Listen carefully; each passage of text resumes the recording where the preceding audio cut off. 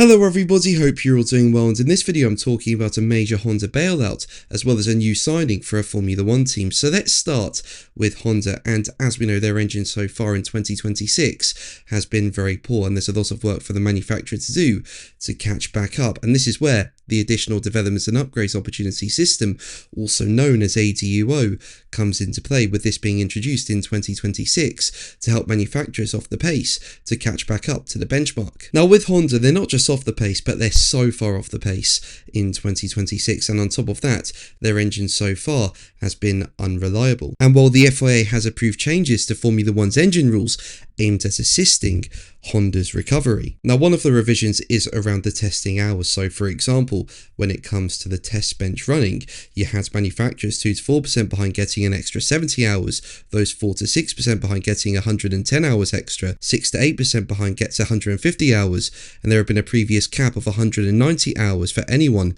more than 8% off. However, that cap has now been lifted, meaning that any manufacturer that is more than 10% off, as Honda appears to be, gets 230 hours extra.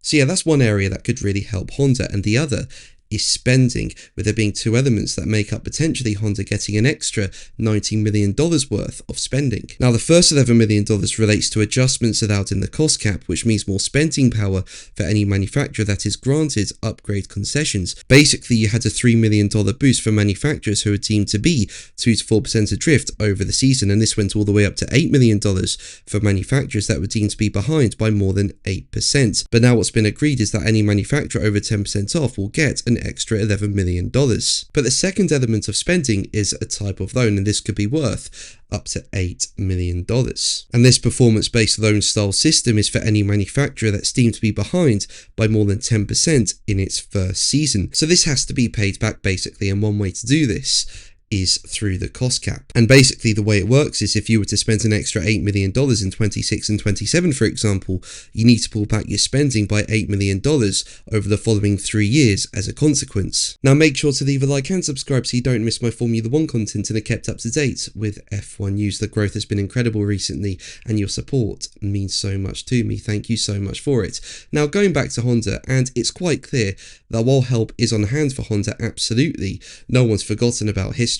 As we know, when they re-entered the sport in 2015, they had a very poor engine. However, by 2021, they were winning the World Championship with Red Bull. So it's quite clear that Honda can catch back up. And I think it's fair enough that Honda have to pay back any extra loan that they take. What do you think? Let me know in the comments below. But let's move on to Alpine, with them recently signing Jason Somerville as their Deputy Technical Director. Now, Somerville recently worked as the FIA's Head of Aerodynamics. However, he will start his new role at Alpine effective immediately and will report to Executive Technical Director David Sanchez. And speaking about the move, Somerville said, "I've been far away from the competitive side of motorsport within a team environment for a few years now, and I'm relishing the opportunity to be back in the thick of it, hunting milliseconds and fighting our rivals for points and hopefully silverware. I'm looking forward to getting underway and joining the superb team of engineers, designers and aerodynamicists at the factory, and hopefully contributing to some of the team's successes in the not too distant future." But that's going to be the video from me. Thank you ever so much for watching. Make sure to like and subscribe for more videos, and until the next one, take care. Bye.